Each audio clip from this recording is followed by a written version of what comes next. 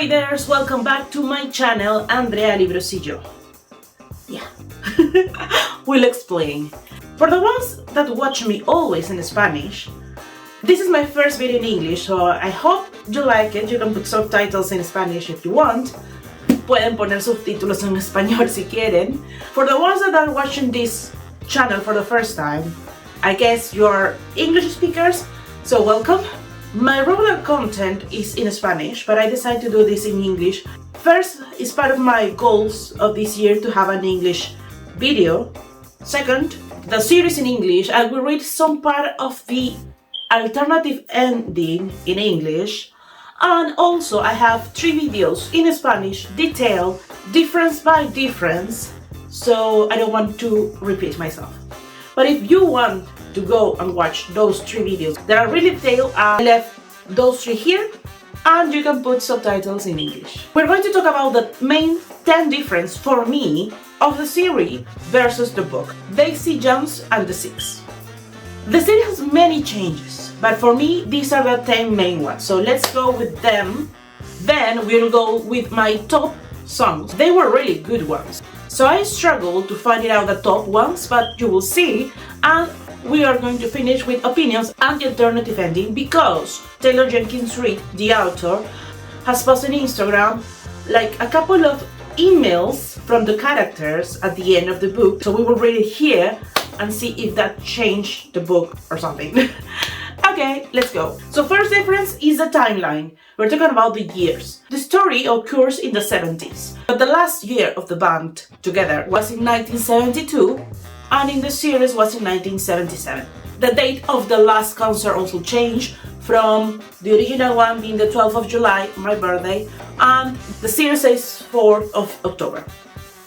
Then the gap, because in the series we have a 20 years gap, so our characters just have like 40 something. They are not that old, and we can see that they don't look older. And the book, it happened like 35 years. So in the book, the characters are around 60 something, 63, 65 years old, so they are older. And you can picture them like with gray hair. And I think the feeling that you will have at the end of the book or during the experience changed a bit.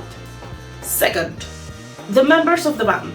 They are the 6. They're supposed to be 6, but the series just forget about Pete and just have 5. So they did it because Pete had the lower number of interaction of the members of the band in the book, with really not much like involvement in the trope, so didn't affect. And they decided to do that to give more importance to the other 5 members of the band, Daisy, and also a couple of secondary characters like Simone and Teddy, because we can't see that much of Simone in the book, which is good to see in the series, right? 3. Bill and Camilla had 3 daughters, Julia, and then they had twins, Mary and Sophie. So the series just decided to forget about the twins. They didn't care. Maybe, well, they wouldn't add much value, and they don't. It's just the pregnancy part that changed in the trope of the tours and everything, but it's okay. What I like is also that Billy always referred to his girls and his daughters, not just one, but it's fine. 4th, Daisy had an album by herself before joining the band. So in the series, it appears like Daisy wasn't that famous. She just had a couple of like people that know her and Teddy for sure. That's why she joined the band. But in the book, she also recorded 1 album with the same label. That's how they got together. And also in the first tour, she was like opening performer with her own song. And although she was kind of popular, not just like a singer, but as a person, she started as a groupie. So she was famous and well known among the bands that were playing in that zone in LA. And that's how she always got into the right places in the right time. And that's how she get together with the 6 again after they record Honeycomb, or Look at Us Now in the series. So we missed that part of Daisy in the series. 5. They mix up the tours. So in the book, Honeycomb, or Look at Us Now, is part of the 6th album. It's called 789. And then they have a tour. Daisy is the opening performer. Then a lot of things happens then, and then they record the album Aurora and go to that tour for that one. So in the series, they forget about the 7-8 night tour. They just got one presentation because they were invited. As Look at Us Now was really famous, and it's when Daisy sings with them and everything, and then they go directly to Aurora. 6, the songs. So they are completely different from the book. The book at the end has a song list and lyrics and everything that you can see here. I was really hoping that the series will bring these lyrics into music and have like songs with them, but they didn't. Now I understand why. In the beginning I was a bit upset, but now I understand that these lyrics weren't arranged for music. They look more like poems because obviously the author is not a songwriter, right? They change them to make it like commercial, I guess, and easy to like create chorus and everything. I would like to see more phrases of the original lyrics into the songs, and I really hope that Taylor approved each one of them. I hope so, really. I have listened to the whole Aurora album, I know, and it's really good. And you will see then my top songs. You have 3.5 names that are the same. So Aurora, Regret Me, and Please have the same name. And Honeycomb, even though the series called them like Look at Us Now, they mentioned that the original name was Honeycomb, so there's kind of a reference there. 7, the whole Daisy trip. So in the series they make it really dramatic. Like they fight and she was really upset and she just left to Greece. But in the book she wasn't that upset, she was just waiting for the timelapse of the record, and she decided to go to Thailand. And that's how she met Nico, that in theory was Italian, not Greek. The whole Nick thing in the book I think is more like hard. Nick really put her down a lot. She started looking really bad physically, like her hands were bluish, so she was really bad with him. The relationship with Billy was completely broken when she was with him, and actually in the book there wasn't like this attraction with them until this point. Until Nikki left, Billy felt rejection against Daisy due to her addictions and her behavior. So yeah, Billy felt like she was attractive, sure, and interesting, like Daisy, right? Not like in the series that you can see since the recording of Aurora. They even kiss and everything. 8, Karen and Graham. The series made them official. In the book they never officialized their relationship. Everybody knew, they didn't make it official. And I think the Karen of the books is a bit more iconic in feminism. You can deep dive in the actual reasons of her decision, how growing up in the 60s, 70s made her truly believe that if she was a mom, she would have to forget about herself, and a marriage wasn't fair, which makes sense because in that time it was like that. And at the end of the book, she said that the marriage now has equality, not 100% of the cases, I know, and a mother doesn't need to forget herself. And maybe that will change her decision in the past, but it wasn't her moment, it wasn't her context. And Graham, besides being sad, he was also really upset, and he needed Billy a lot in that moment, but Billy was really in a bad shape. He couldn't even handle himself, so he was a bit of bad brother in that moment. At the end they were fine, they talk and everything. 9. So the book has 2 scenes at the end that are like epic, amazing, and the series just decided to not include them. Besides that, the book has like 3 phrases that are whoa. For me they were iconic from the book, but okay, it's an adaptation. So the first one is Billy and his alcohol addiction at the end, because in the book he didn't drink again so easily. So he was really upset, he went to a bar, order for a tequila glass. Just try like sip, half sip, and someone next to him like notice he's struggling and start talking with him. So his wedding ring, ask him if he was married and if he has kids, and that part like change his focus out of the glass, and he start talking about the kids. And he asked if he had pictures. When he got to his wallet to show the pictures, this man took the glass, put it away. And I'm a really bad storyteller, and maybe in Spanish will be different, but that scene is so hard for him, but he appreciated what this person did. I mean, and that was the breaking point for him. He didn't have to have a really bad drunk or hangover or go with Daisy and kiss her and go down for recovering and get back Camila, or go to rehab again. No, that was his breaking point. He said that if at the end of the day he had to decide between rock and roll and music versus his family, he will always pick his family. Since that moment, his addiction passed to a different level. He was over it. And that's it. And after that, he ended the group. The second scene is Camila and Daisy speaking. Because the series put 1 minute of talk, Daisy saying to Camila that Billy was never going to leave her, and Camila being like dramatic a bit, right? But that wasn't like that. Daisy was in the hall, really. Camila helped her to get into her room, and she was the one who told her that Billy was never going to leave her. She was so secure about her husband and her strength and her family that she knew that her family wasn't perfect, that her love wasn't perfect, that her marriage wasn't perfect, but was hers. And she wouldn't never let Daisy ruin that. So the Camila of the book is much stronger, and the conversation is different. And at the end, Camila told Daisy that she really hoped she recovered. She has all the potential to change and be great, and that she had to leave the group.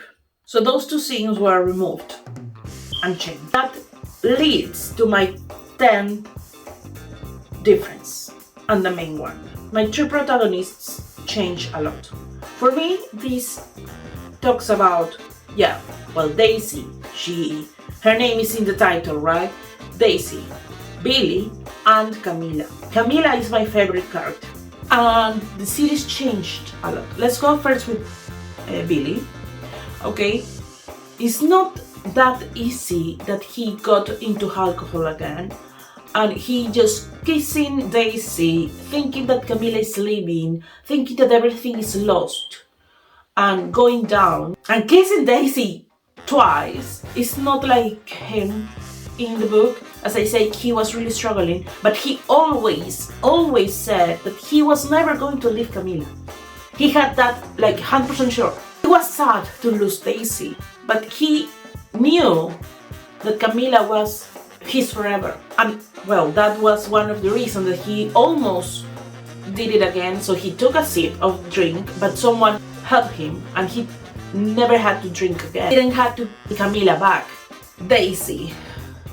In the beginning of the series, Daisy seems a bit soft for me, because in the book you can tell that she's really broken. She's really addict and alcoholic and bad and broken, as I said. And in the beginning, the 3 first episodes of the series, you can't see that. Then it got better in terms of showing her addictions and everything, but I think it's a bit different. The Daisy of the book, I think, is stronger. Like the main phrase that she said, "I'm not somebody's muse, I am that somebody." In this series, it was like, I don't know, like upset and like a child in a tantrum. And this other person that was with her almost, laughed. But in the book, she's really serious, and she tells this to the author of the book, in theory, Julia, you know. I wasn't somebody's muse, I was a fucking somebody, period. Like that. And finally, Camila. Camila, in the book, she's queen. Maybe a bit too perfect, maybe a bit too cold, but she's secure, she's not dramatic, she's not like, I don't know, needy or something. In the book, she's stronger, she go and speak up with Daisy clearly.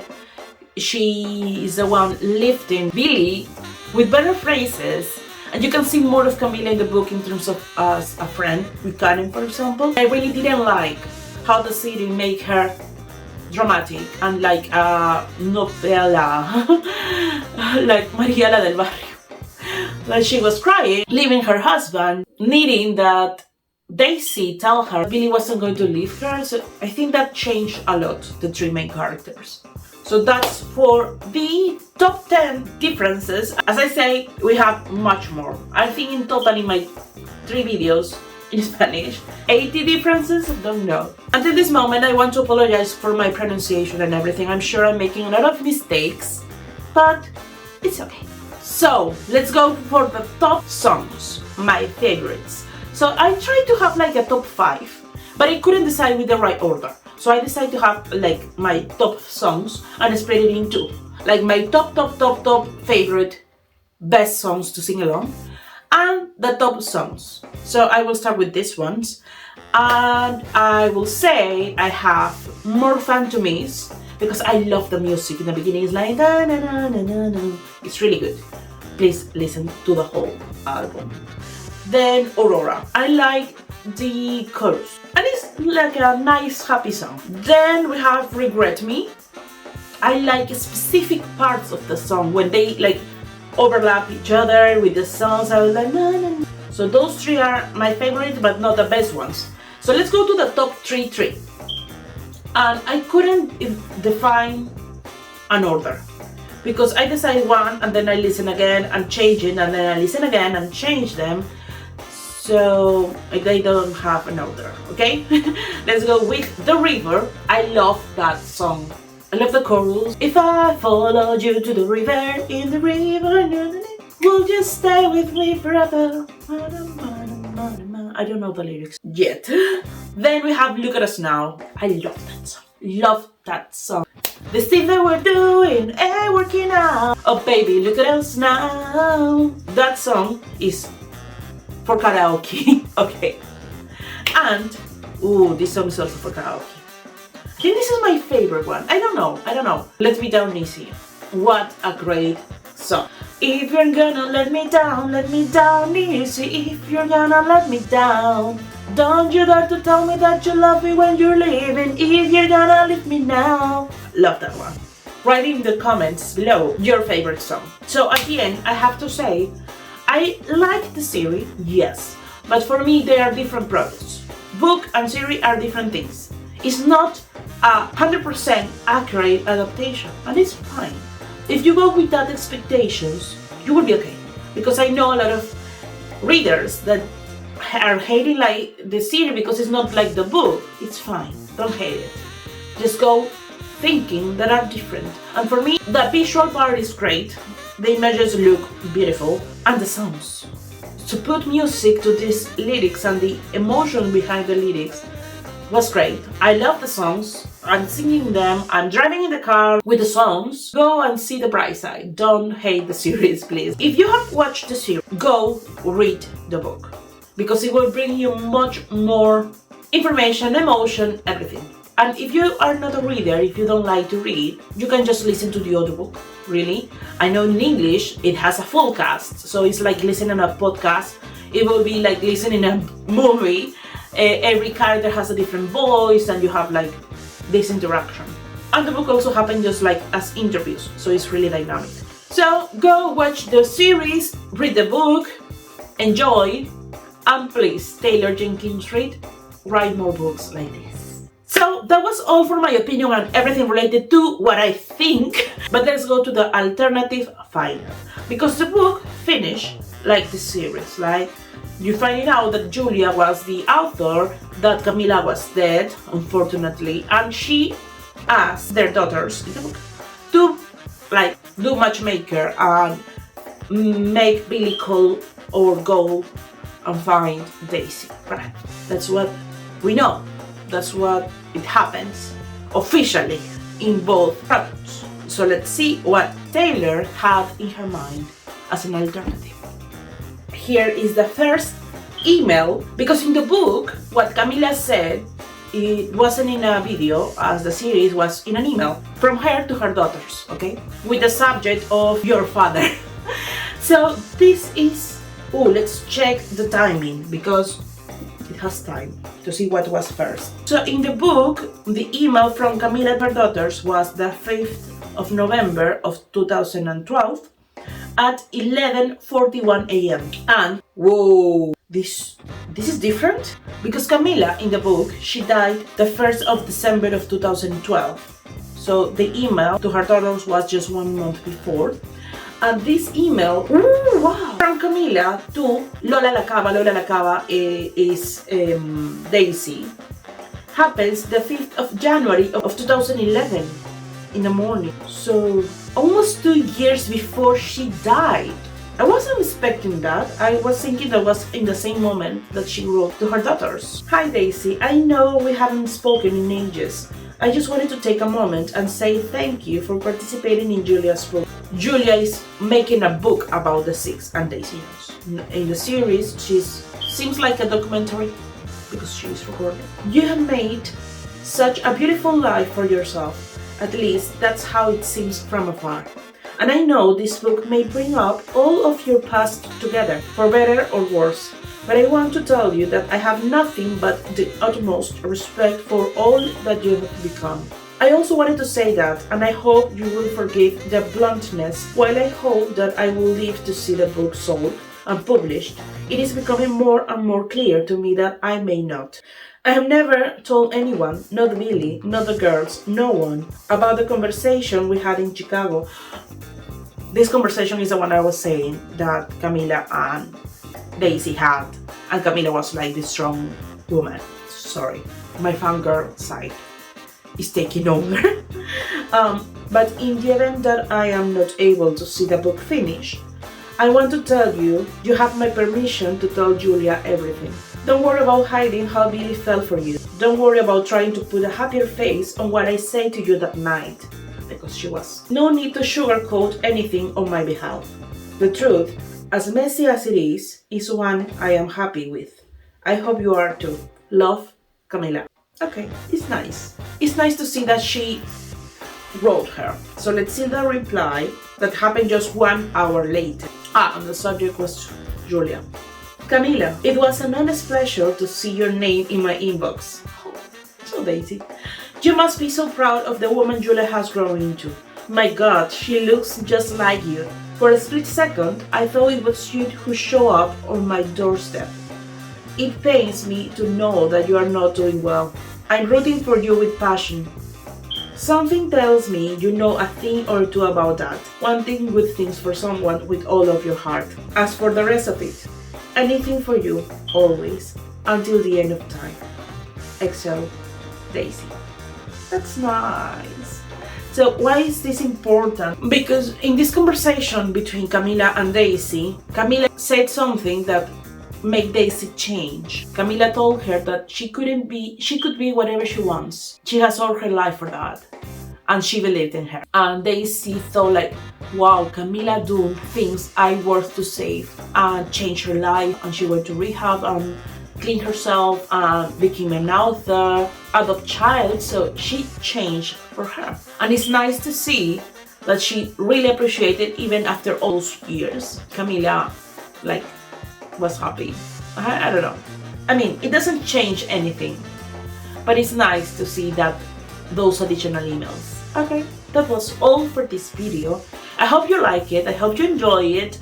It's a different one, so I don't know how to move forward in terms of, because I think my videos are going to continue in Spanish, but maybe if this one ends up okay, let's see how the Andrea of the future editing this video feels about it.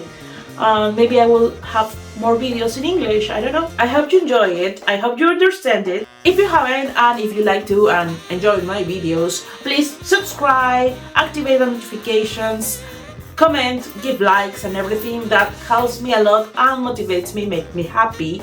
I will see you in my next video, and keep reading. Bye!